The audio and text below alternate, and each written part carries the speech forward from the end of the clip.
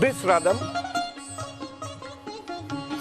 is what the Devi mounts during the day of Vijayadashami, Sharada Navaratri, Sarat Kala Navaratri being the main festival or Brahmotsavam in this temple.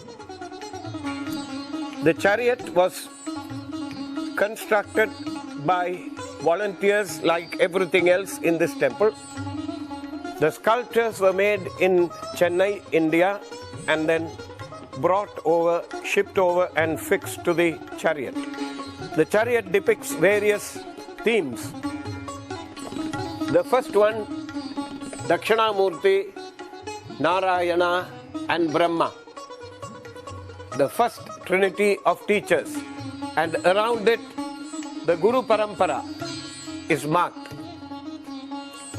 In the second layer, the temple's Guru lineage is traced. Dattatreya, Katambari Baba, Ganeshyamanandanada, Rajarajeswaranandanada, Kalyanananda Tirtha,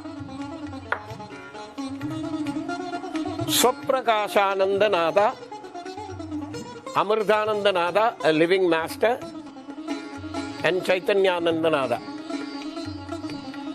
Amritanandanada, who is in Devi Puram, India, is my guru who taught me the Vidya.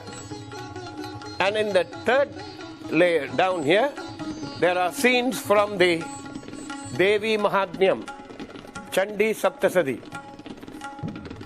And in the fourth layer, the Dasa Mahavidyas are depicted.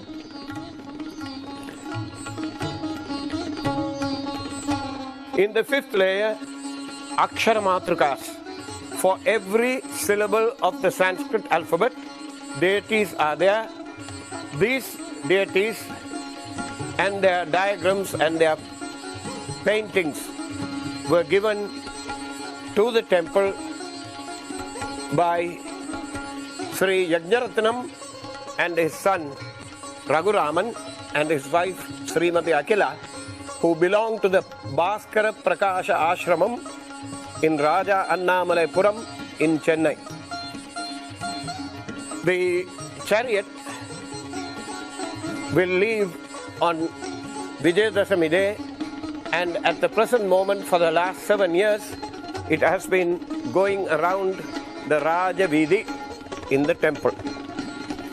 It is now, you see it at present in its storage.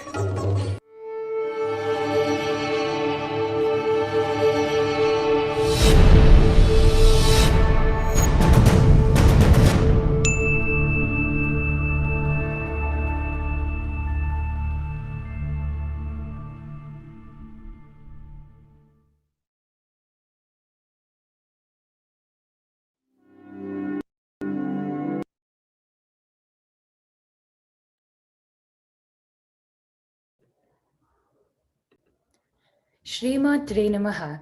Namaskaram everyone, and welcome back to our Sacred Rites and Rituals of Sanātana Dharma learning series, which is a joint presentation by the Sri Vidya Temple Society of Rochester, New York, USA, and Ashtanga Yoga Mandir of Sri Lanka. These lectures are conducted by Sri Chaitanyanandanada, affectionately known as Ayya. Ayya is the founder and Pitadipati of the Sri Vidya Temple. Both Ayya and Amma, Srimati Jnanamba, have dedicated their lives to the noble mission of preserving and spreading the knowledge of Devi worship and the rich tradition of Saiva Bhakti, as well as ensuring learning of these rich traditions is accessible to all individuals, regardless of caste, creed, or gender. Through this learning series, Ayya continues to share the wealth of knowledge and his continuous dream of making learning accessible to all individuals. The Sri Rajarajeswari Devi will be celebrating Navaratri Brahmotsavam. Dhwajastambam, our flag raising ceremony, will take place on September 29th. On October 6th, we will officially begin Navaratri Brahmotsavam with the unique Dasa Mahavidya Sahasranama Homam and Archana performed daily. On October 14th, Vijayadasami will take place. Chandi Homam and Radhotsavam will occur on this day. A few housekeeping reminders before we begin today's session. Please use the question form to share any questions you might have pertaining to the content discussed. For those viewing our live stream, our question form can also be found on our webpage, which is srividya.org/aym-lectures. At this time, we will hand it over to Aya to begin today's session.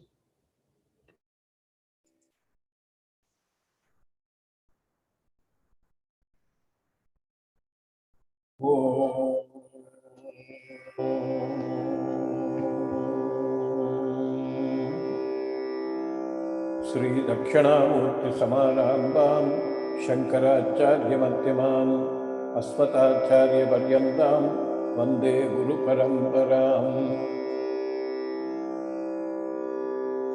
My humble pranams to my esteemed Guruji, Srila Sri Amritanandananda Saraswati of Devi Puram, India. I prostrate before him and request humbly that he sit on my open heart lotus and speak through me. Today, we embark on a new topic. And the topic today is Dhwaja Arohanam, raising of the flag. Now, before we get into the subject, I like to make a few comments. Sri Vidya, when it is imparted to a disciple from the Guru, it is a private upasana that the student or students individually try to complete and attain mantra siddhi. It's private. That means each student in his own space and time, according to his or her convenience, tries. Now, we are in a unique situation. How so? Because we have a temple which is public, and a private and personal upasana has to be now brought to the public without violating any of the cardinal principles that have been followed for ages, but yet providing a forum, an open place where the public, sometimes who have no idea of what Sri Vidya is, will be present. So in a temple situation, the Vidya and the temple rituals intersect, and we have to be very careful not to violate any of the principles. For instance, some of the higher mantras are not chanted out unless it is a kulam. The kulam means unless they are all disciples of the same Guru having received the mantras. If there are 500 people and only about 20 people belonging to the kulam, usually chanting of some of the mantras is not okay. Guruji, being an avatar of Prahalada, was able to transcend these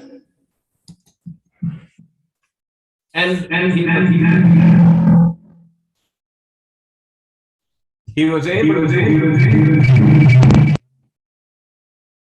What's happening?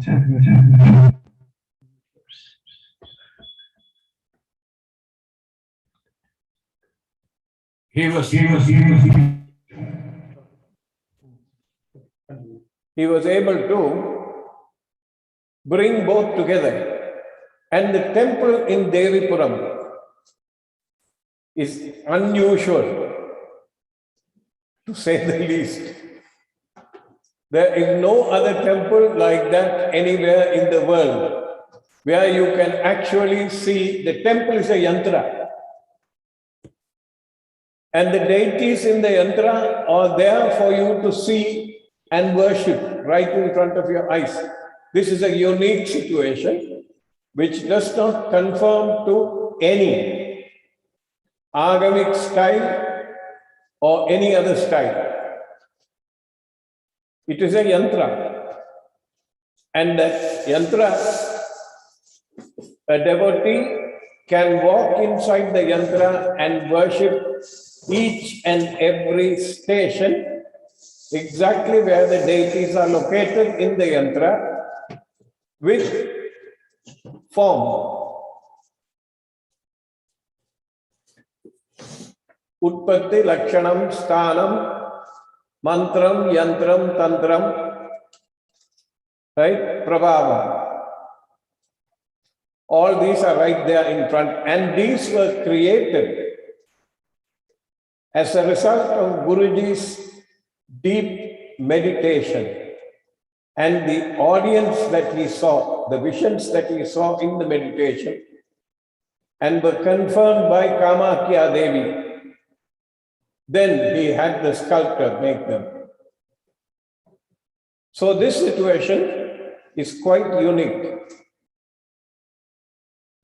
If you go to Devipuram, there is no Dhwajam, except if you go to the Shivalayam, later on that was added. The Dakshavatika, where the Shivas are there, Shivalingams are there. But in the main temple, there is no Dhwajam. Therefore, there is no Dhwaja Arohanam. In the Purva Baham of the Devi, to the east of the Devi is a Yajnashala, showing all the various forms of the Agni Kundams. Now, in Rochester, where we are in a peculiar situation. We have a Murti, but the Murti is not situated in a yantra like it is in Devipuram.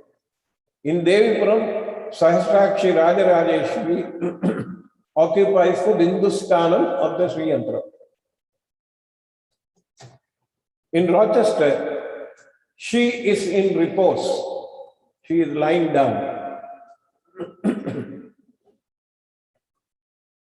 The Brahmarandram or the Moolasthanam or the Garbhagraham or the sanctum is her head. The head is where she is.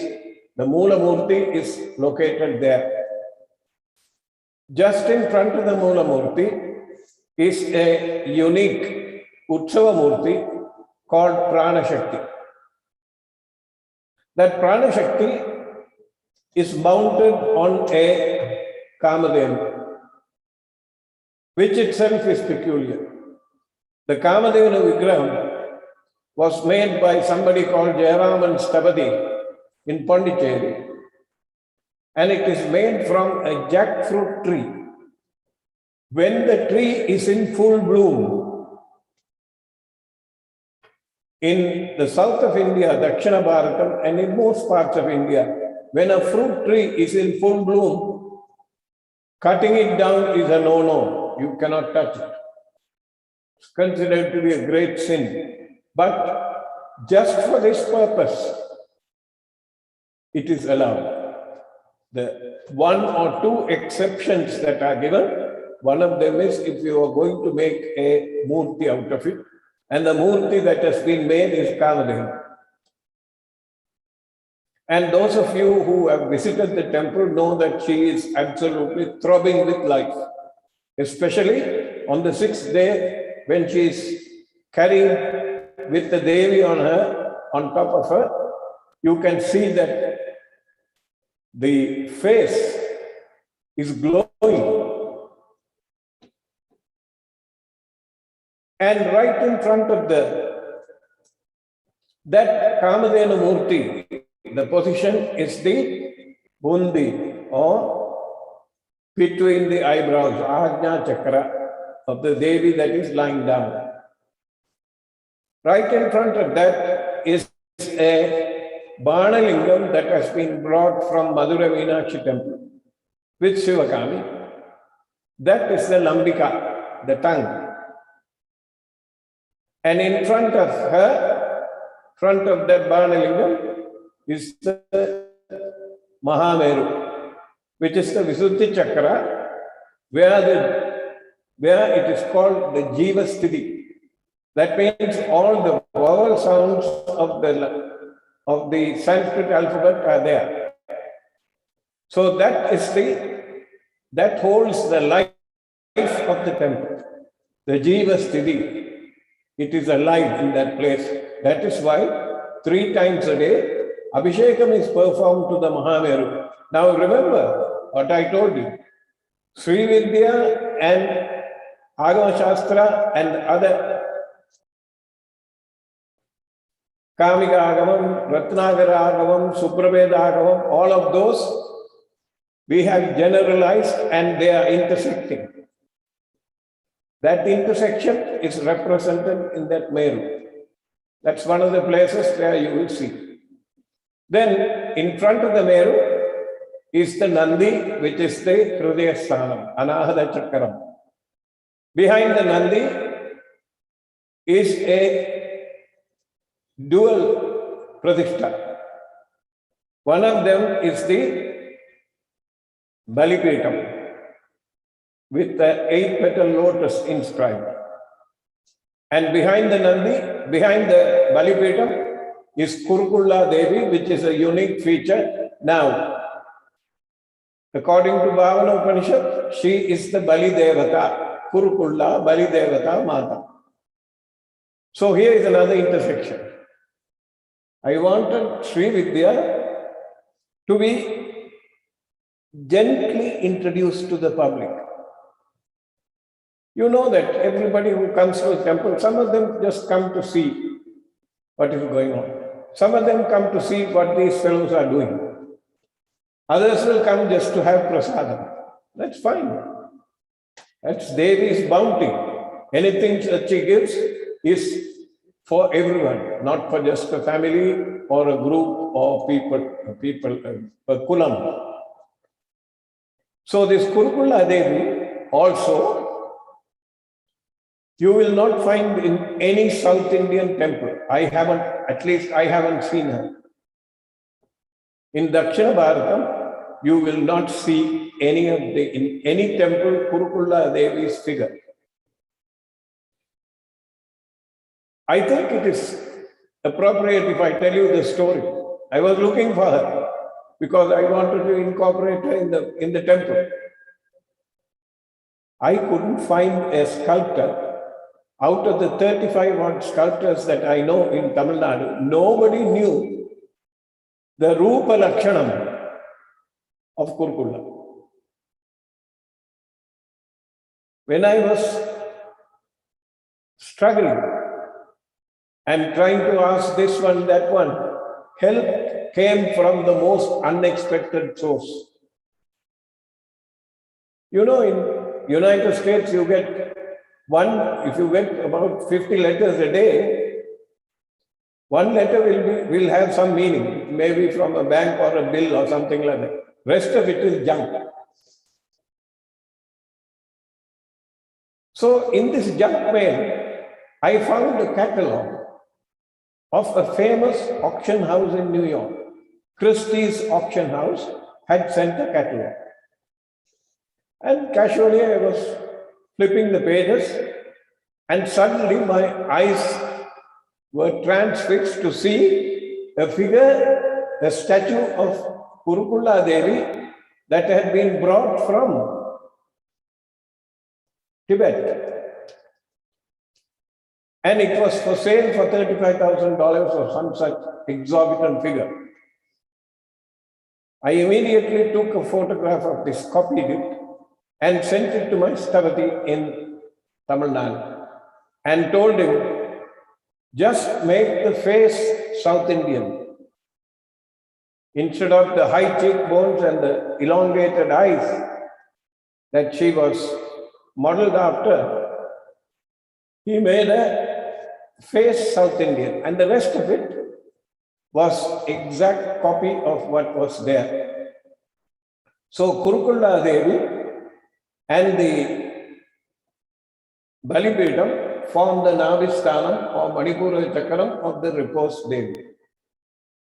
Then just beyond that, you will notice a short Dhwajastambam that is not normally seen in many temples, except that size of a Dhwajastambam is not normally seen in any temple except in Kanchipuram. If you go to Kamakshi temple, in front of Kamakshi, there is a platform, and on the platform there is a Dhwajastambam which is about the same size as what we have.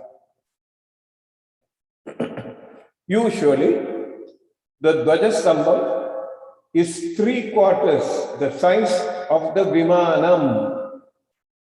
The Vimanam is where the Devi is, and the dome over the Devi in the Moolasthānam, in the Garbhagraham, is called the Vimanam. And the Devi, that height of the Vimanam, 3/4 of that height is the Dhwajastambam. And in this temple, we were limited by the height of the pole barn that we converted into a temple. So it goes all the way up to that, and it's 8 foot 2 inches. Now, if it is an Agamic temple, I could not have done that. But since it is a Tantric temple, that liberty I was able to take. So that's the Manipura Chakra.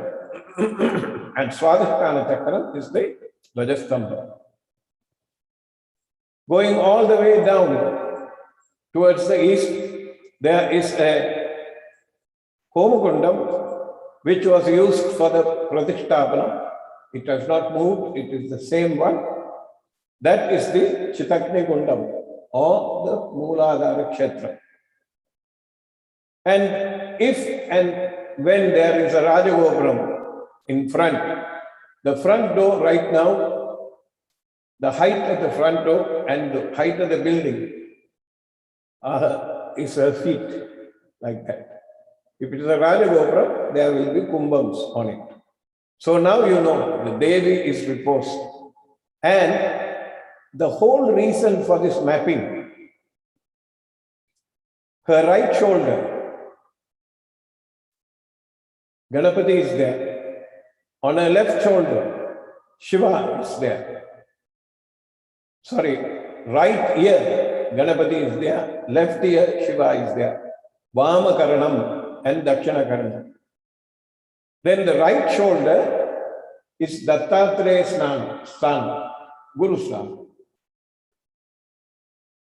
Vama Bhujam, left shoulder is Nataraja and Sivagami. And Kadi, exactly middle, is Ardhanarishwara. Right thigh is Utsavamurti. Left thigh is Bhairava. And the other Utsavamurtis are kept there. They form the calf of the deity. And we have since introduced Arma Swami, that is Subramanya with his 6 faces and all the weapons, and Pratyangiradi. Now, we need to be able to, like I told you in the beginning, bring an absolutely private, individual ritual or individual upasana like Sri Vidya into the realm of the public. At the same time, not violating many of the principles that are there for running a temple in the agamic style. Now there's another complication here. I'm saying this so that you will appreciate, and people who are listening from our kulam, that is from our lineage, will be able to appreciate what thought process has gone inside this temple.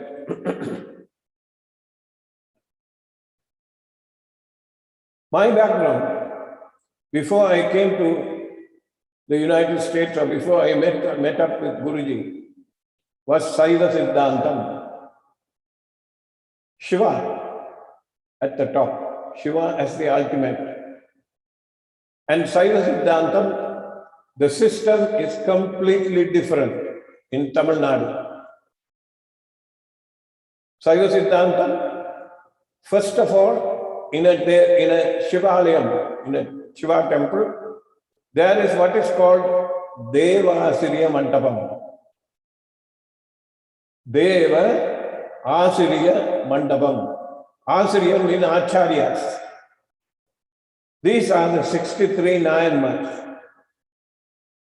And since I was trying to bring Sri Vidya into the public realm, I thought we should try to bring Saiva Siddhantam also into the public realm. All the Shivalayams everywhere in the world have 63 saints. These 63 saints were recorded, their history is recorded with Sundaramurti Nayanar's Tillaival Andanar Tam Adiyarkum Adiyen, that Devaram. Chekla Swamigal wrote the stories of all the 63 saints, listening to Karna Parampara, that is, stories that have been repeated from Guru to disciple. You hear and then repeat it back to your disciple like that. Going from village to village, district to district, collecting. Imagine, in the 13th century, that was not an easy task. So the 63 saints' stories were recorded in the 13th century. 99% of the Shivalayams that you go and visit will have 63 of them, period. Plus Chekla, including Chekla. Now, Manika Vasavat Swamigal does not come into the 63. Manika Vasavat Swamigal Charitram is completely different. It is not part of the Periya Purana. Please know this. Now, after the 15th, after the 13th century, up to today, there have been other great Shiva Bhaktas who have had personal experiences with our Lord. They have interacted with him, they have had visions of him, they have given their life for him. There are 15 of them. And they are described as Kalattal Arya Mugiyada Nayanma. That means you cannot ascribe a particular time frame for them. For instance, Eppodum Paramanaye Padavar. All the time they are singing Shiva's praises. Or the ultimate praises. Doesn't matter whether you worship him as Vishnu or Devi or Shiva or Subramanya or Ganapati or Surya, doesn't matter. So, the Sangeeta Mummurtigal, the Trinity, all of them, all their compositions are about the divine. So they fall into that category. Muppodum Tirumeni Tinduvar. All 3 times, morning, noon and night, Tirumeni, Shivalinga Tirumeni. People who touch the Shivalingam. Why would you touch the Shivalingam? You would touch it only to worship it. That means 3 times a day, at least people who are doing Shiva Puja, they are counting. Another group. Mulu Niru Pusiya Munivar. Niru is Vibhuti. Vibhuti is to be applied in 16 places in the body. If you do Anushtanam for Shiva, this Vibhuti Dharanam will be there. And I was encouraged by the fact that Seshadri Swamigal, who was in Tiruvannamalai and who discovered Ramana Maharishi for the sake of all of us, Seshadri Swamigal, when he wore the Vibhuti on his body, after some time it will become Kumkumam.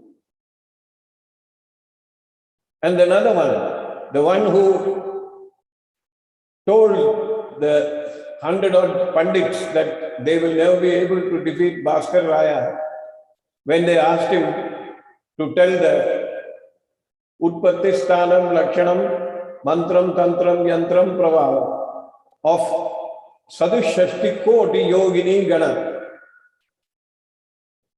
It is not there in any Grantham. They thought they had him, but they couldn't keep up with him. And when Kumkumananta looked at him, he saw Devi seated on his right shoulder or left shoulder and speaking through the ear, and his mouth was moved. So Devi was speaking. This Kumkumananta also had the same siddhi. If you applied Vibhuti, after a few minutes, it will turn into Kumkumam. So I recall these 2 stories, and there again, there is an intersection of Sri Vidya with the Siddhantam, Saiva Siddhantam. So 15 such people are there. It is useful. I know I am digressing from the subject at hand, but it is useful to know these stories. They need to be recorded and repeated to the young ones who come after you. This one more person is Arunandi Shivacharya.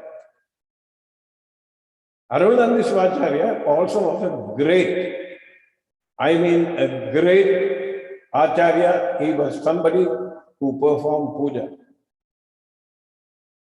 There are categories, I am told, in an Agamic temple when you are allowed to go into a Shiva temple and do puja. Archahar, somebody who does basic worship. Then there is Shivacharya. These are people who can conduct Mahotsavam, a festival they can conduct. They are qualified for that. So like that, 15 of them are there. These 15, how are they chosen? There is no church. How are they chosen? There are 18 Muttons in Tamil Nadu. These are all from Tamil Nadu. All the Nayanar saints spoke Tamil. Similarly, in Karnataka, they have their own set of devotees, people like Kanagadasa, and these people, they have their own. Every state in India has them. These are peculiar to Tamil Nadu, the Nayanar saints. You won't find them. If you go to a Shiva temple in Mumbai, you won't find them there. If you go to Maharashtra in a Shiva temple, you won't find them there. If you go to Karnataka, you won't find them there. They are peculiar to Tamil Nadu. So I had to bring that Saiva Siddhantam to this, so that the young ones in the temple can be told the glorious stories of these 63 Nayanars and the others. So I included them. Now these 18 Muttons that are in Tamil Nadu are people by 12 of them are Nainishtika Brahmacharis. That means the head of the Mutton who is selected would never have been married.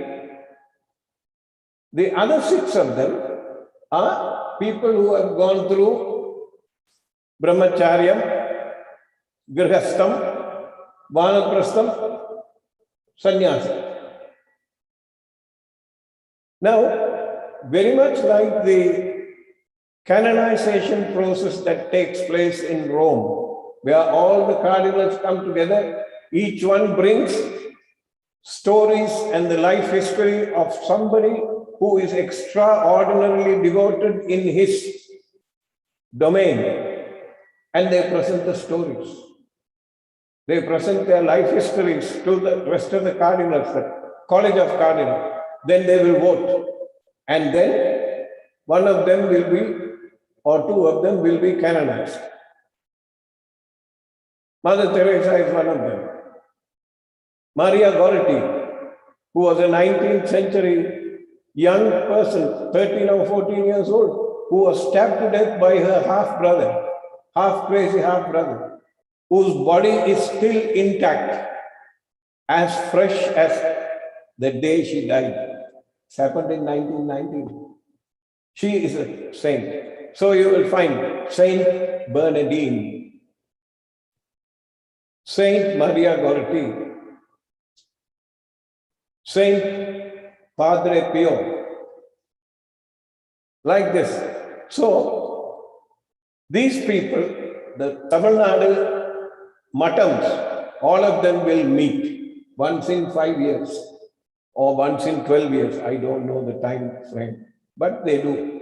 And each one will bring details and stories of the great devotees who have been there in their domain, the area under their control, and they'll present these stories.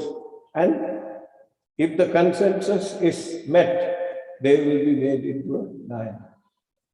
Arunadishvacharya is one of those people who gained like that. So I thought, see, like I told you, Sri Vidya is a completely personal, private upasana. How do you bring it into the public, into people's minds, begin to make them think? When it says, Rahasya, Adhirahasya, Paraparadhirahasya, Yogini, Devadapyo Nama. It is mentioned that silent and secrecy is required. That means, Guhya Vidya, you have to study it and practice it on your own. A good example is Chidanandanada, who is called Nadumandi Subramania here.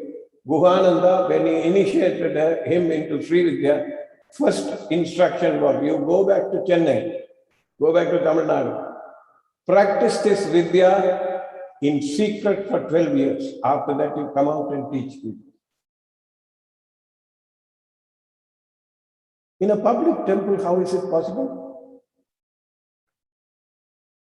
Like I told you, Puram is an entirely different animal. Guruji built it from his meditational experiences. We did not have such luxuries here. The day we walked into a house, she came on her own and sat in our garage. And we had to take care of her. When the mother of the universe comes into your house, you should consider it to be the greatest ever blessing that you can get. That's how I took it.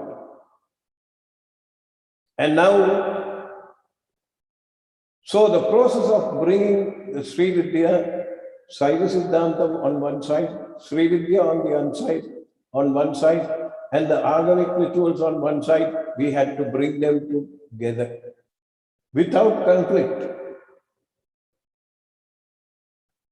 So this is how the Puja Vidhanam was written for her. How the Saturday Puja Vidhanams and the Nitya Puja Vidhanam was conceived and written like this. Now, since all three of them intersect in this temple, Saiva Siddhantam, Sri Vidya and Agama, you have to satisfy the requirement for Utsavam. Utsavam means if there is a deity that you have consecrated and she or he or it is there, you have to perform a festival for that particular deity. That's Agama. And there is something called Brahmotsavam. And the rules in the Agamam, Uttara Kamikam, Kamika Agamam, Ratnagara Agamam, Subrabeda Agamam, they detail how, if you look at each one of them, there will be minor differences in each. How the temple is to be constructed, what is the scale, how is the measurement taken. Like I just told you, the Dhwajastambam is supposed to be 3/4 the height of the Vimana. So in the new temple, when we build it, the Dhwajastambam is going to be very high. But here is where we win. Because we are also practicing the Tantric Vidya or Sri Vidya, we can still use this Dhwajastambam that we have for Dhwajarohan and decorate it. And mainly just decorate the big Dhwajastambam and leave it. But the rituals can be done here. So the Dhwajastambam, if the Dhwajastambam is to be placed in a temple, the rules say minimum 10-day Utsavam must be done. Minimum 10 days. After the minimum 12-day Utsavam, 13-day Utsavam, 15, 25, 45. Nallur Kandaswami Goil is 45 days. Kadirgamam is 25 days festival. But Kadirgamam does not have a flag. Kadirgamam is worshipped by descendants of Valli, who are hunters, who have no idea what the mantras are. Main ingredient is bhakti. You have to see the women come on the festival day carrying baskets of fruit and yams and other things, honey collected from the jungle. They come straight to the temple and you will see them crying. Main ingredient is bhakti. They have no knowledge of the agamas or shastras or anything like that. Pure love for the Lord. That's it. And it works for centuries together. So, the Dhwajam, if the Dhwajastambam is there in the temple, just remember minimum of 10 days of Utsavam at least once a year has to be performed, has to be done.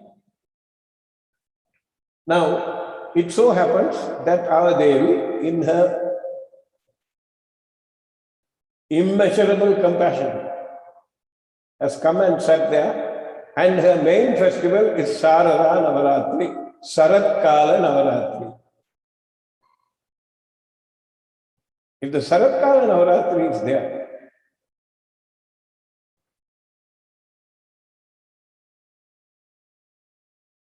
with Vijayadashami it is 10 days. So, if we raise the flag, 10-day festival is done. We celebrate Navaratri, that is how I thought in the first time. And I confirmed, talked to Guruji, he said, fine, your thinking is perfect. Do it. Now, the Dhwajam, when it is there, you will notice that the Dhwajastambam that was shown a few minutes ago, can we go back to that slide, please? If the Dhwajastambam that is there, that was shown, look at this Dhwajastambam.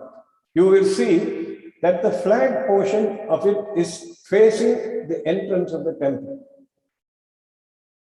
At the beginning, Sri Amma told me, you arrange it like this, you place it like this, because it will dispel all the enmity that people have for the temple. If you noticed, when we began the temple, there was a lot of opposition from the established priesthood, especially in Toronto, who kept calling and telling me that I am performing, I am doing something that is completely out of the Shastras and that I will be cursed and that people who do puja here will be cursed. Now, later on, When Amma visited us again, she told me, now you can turn the flag. Now if you see in the left-hand photograph, it is moved towards the Devi. Now, imagine that the Devi is seated on the chariot in the center. And Brahma is in front of her, who is the charioteer. Okay? And the chariot is moving forward. How will the flag be? Exactly like what we have in the second one. That's how you have to look at it. Remember these things when you tell stories to the young ones. Long after I am gone, after we are gone, you must be able to bring this whole thing to them and keep it alive. Now, the Dhwajastambam in this case, Dhwajastambam, inside it there is a tree trunk. Usually, it can be pala, jack, ma, mango.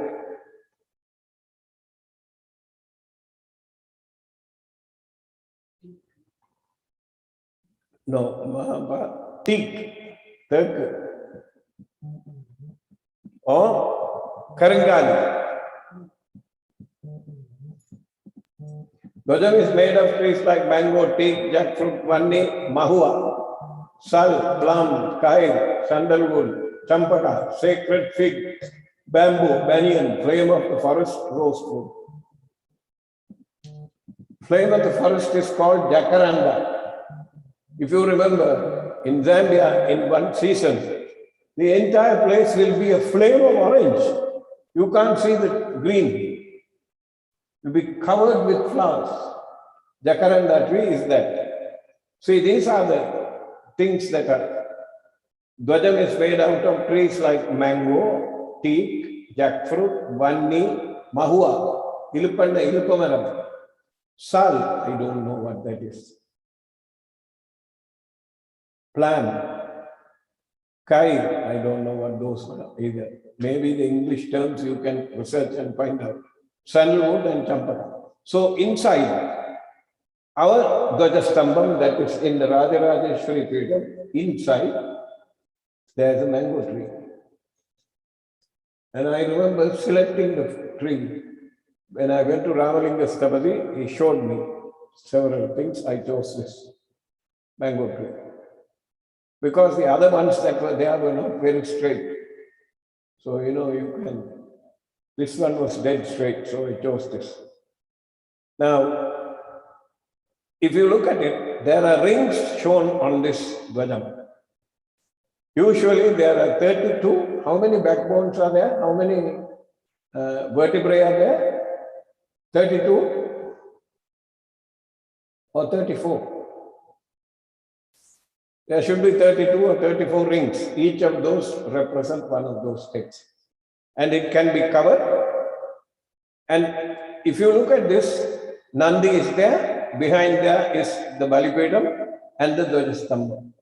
What is the difference in our temple? Nandi is there. Behind it is the Balipedam. Then the Kurukula Devi who is overseeing the Bali. And behind is the Dhwajastambam. There is another Agama where you will find Nandi, Dhwajastambam and Balipedam. Balipedam is behind. Yet another Agama is there. Balipedam, Nandi, Balipedam, Dhwajam.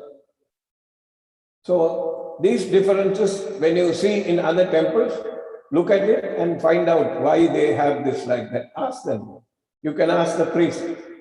Now, you can see the Balipedam here has 8 lotuses, 8 petals of the lotus. And behind, in the Dhwajastambam also, the lowest area, above the cube, you will find also 8 petals. Depending, they are representative of the Ashtadik Balakas. Now, let us see 9 o'clock. I'll stop here. Let's open it for question and answers.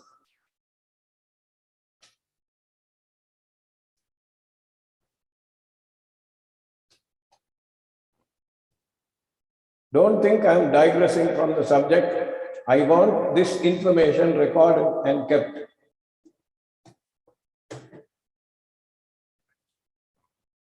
Ask the question, please. Yeah, okay. Did you get any questions coming in?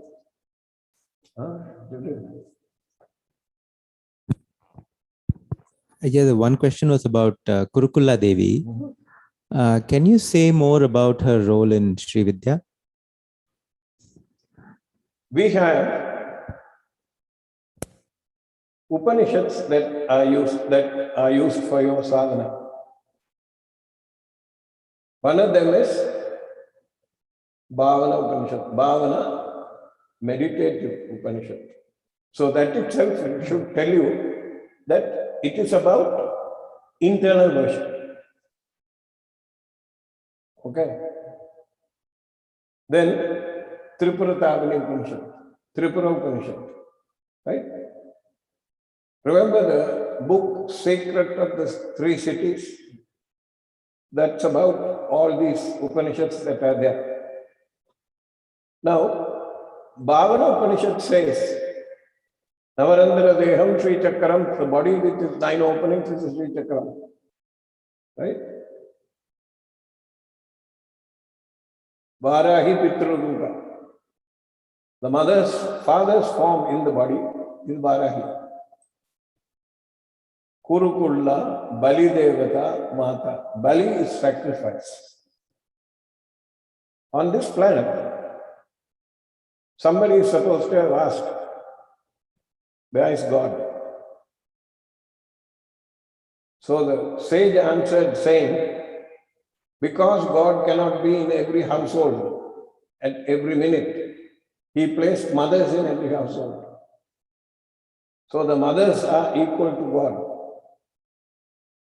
And if you look, in the traditional household at least, the mother took care of everything. Right from feeding the family, to cleaning the house, to taking care of the children, to making sure that the children studied, they did this, they did that. The gentleman only went outside, worked and gave the money to her and rested. So sacrifice, she sacrificed her happiness for the sake of the family. And here also the same sentiment is there. So Kurukula Devi, usually when they do Tidinityagala Devi Puja, the yantra pujas that are done for the Tidinityagala Devis, at the end of each yantra puja, Kurukula Bali is given. Saubhagya Ratnagaram, I think it is called. I think it is Bhaskar Raya's work. And there, this Kurukula Bali is described. And I thought, in our temple, because we have, I have calibrated the puja into 3 states, Srishti, Sthiti and Laya. Srishti in the mornings, with Sri Sukta Vidana. Afternoons, Sahasranama Parayanam, Sthiti Kram. Sayankalam, either Rudra Sukta Vidanam or Shodasanga Raudri Karanam, Samhara Kram.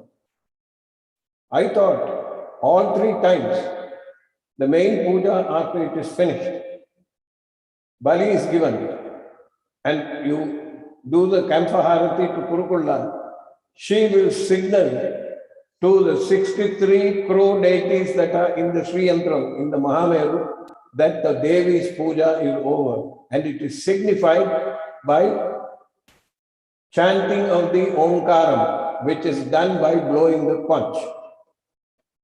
And there also here, you will find an intersection of the Sri Vidya and Saiva Siddhantam there. Tirunavukara said in one of his Thevarams, do not live in a town where they don't blow the conch. Because the Omkaram will dispel, just like you say, Jagatvani Mantramata, Humpat Swaha, Agamartandu Devanam, and so on and so forth, and ring the bell. Ringing of the bell dispels all the negative forces from that place. and invites the devas in there. The Shankha does the same thing. And the Shankam has to be blown. It is unfortunate that in Tamil Nadu, I don't see the Shankha being blown in any Shivalayam when I have visited. The only time they blow the Shankha is when somebody dies, they will blow the Shankha. How the things have deteriorated to such a point, I have no idea.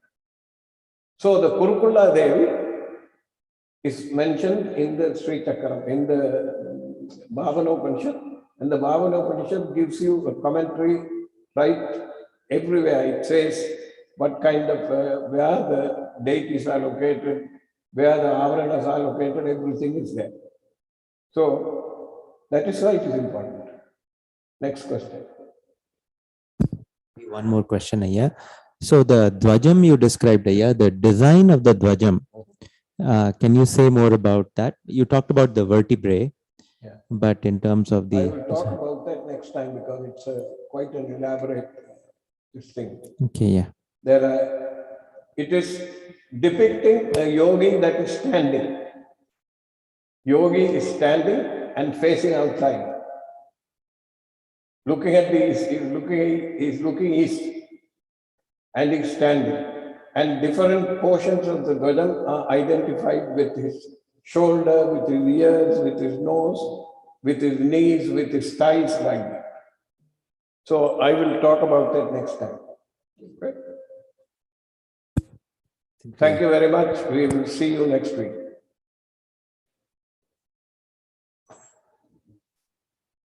I hope I didn't digress too much. You have to know.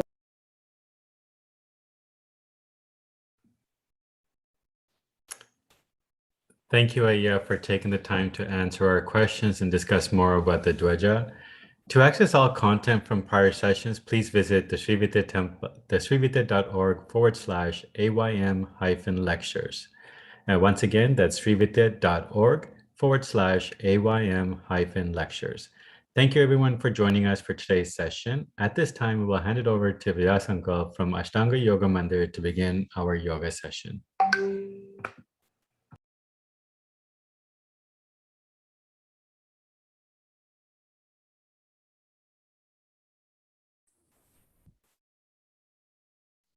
My pranams and greetings to Haranaya and all the devotees of the Sri Vidya Temple, all the members of the Ashtanga Yoga Mandir, and all those who have joined via Facebook. As you will know, that in the individual sadhanas, what we each of us do in different forms. Some people focus on lots of the rituals. Some focus on the mantras combination. And some people will go into the tapas, various aspects are there. So what is important is that the sitting position is very important. How you sit. So in today's session and the next session, I'll just give you the basic idea how you can sit and do your sadhana. And by doing that, how you can also take care of yourself, of your health. So that is going to be, because sometimes there is also a concept that in some places, like when you continuously sit and do the prayers and everything, there's a misuse of your body parts, especially the knee region. The knee region gets affected. Like that, various concerns. So in our yoga system, how these things are taken into consideration is what basically the demonstration is going to be.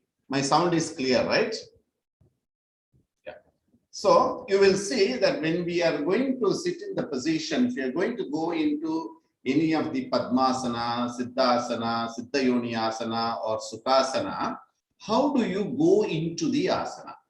So what is the basic measurement is there, is you will see from your body, your legs should be in a position to be brought into 3-foot measurement initially. That is the first preparatory stage.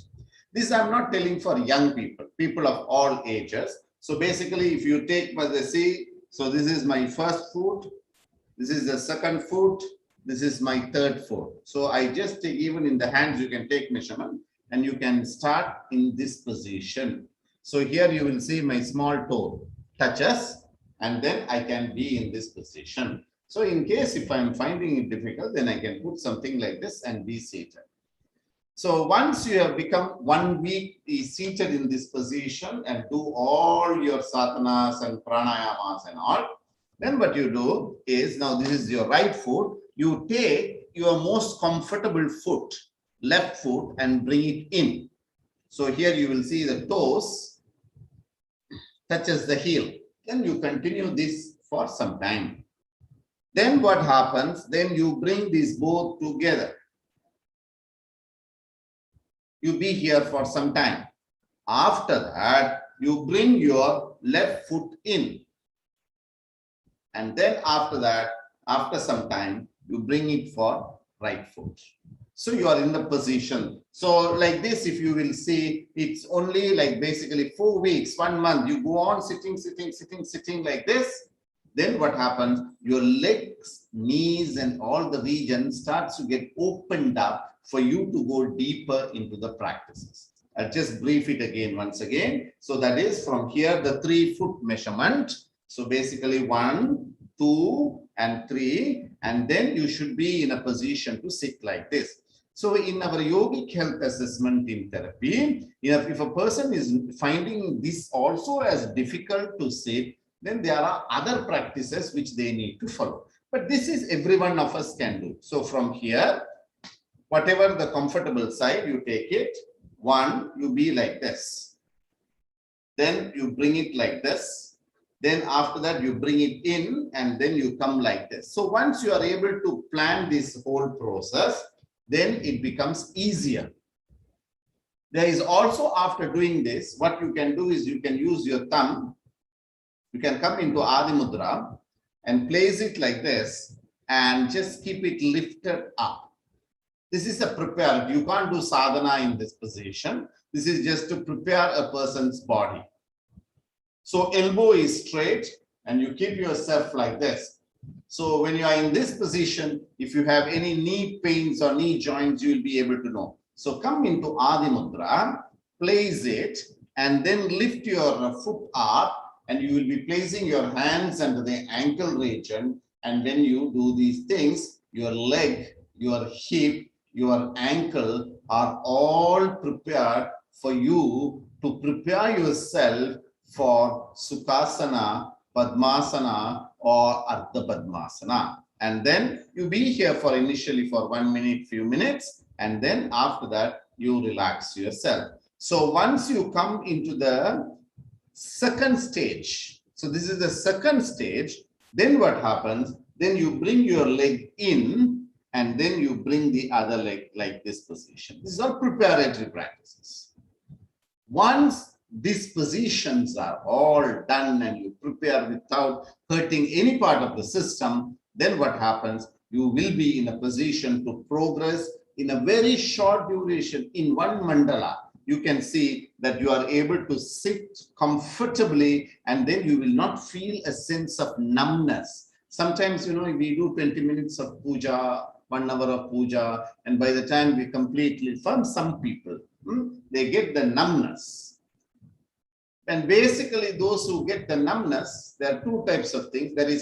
There are some of us who do it like, once a week we will do a puja. Then the body is something new to them. So that is also one concern there. And then there are some people who have some fluidity around the knee region. So that is one type of people. So for this only, you can do it. So I'll demonstrate it faster.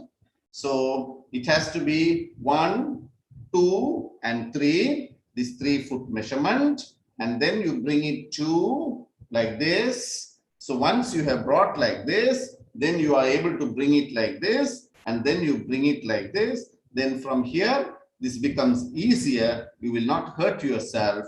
And after that, we will go into the other systems of asanas, which is related to the how we are going to perform the Siddhasanas or Padmasana or Sukhasana, we will discuss in the next session. So thank you very much for all of you for joining this beautiful session, which is conducted by respectable Haranaya and with a wonderful teamwork with the Sri Vidya Temple. So thank you very much for all of you all, and see you all in another beautiful session. We'll finish the sessions with Tri Shanti.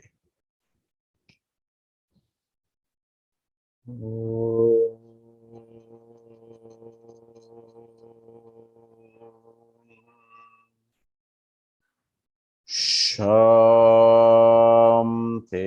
Shanti, Shanti.